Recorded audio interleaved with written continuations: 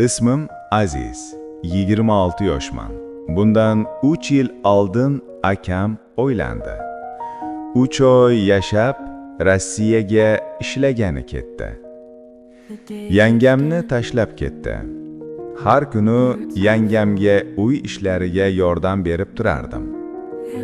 Bir kuni dushga kirib, cho'milib yotgandim, yangam kirib qoldi.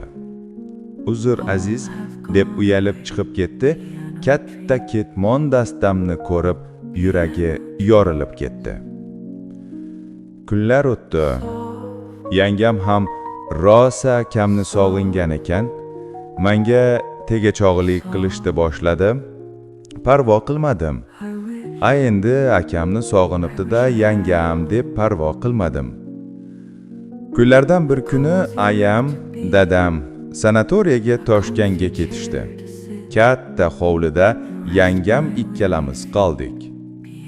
Ertalab uxlab yotgandim, yangam kelib, "Turing Aziz" deb uyg'otdi. Yengil kiyimda yotgandim, katta ketmon dastamni uyg'onib ketgan holini ko'rib, yuragi tez ura boshladi. "Yangijon" deb "Keling" deb erkaladim biroz. Yangam ham juda hayajonlanib ketdi. "Aziz, siz juda akangizga o'xshaysiz. Yoqimtoysiz, juda sho'xsiz" deb namyoq tashladi.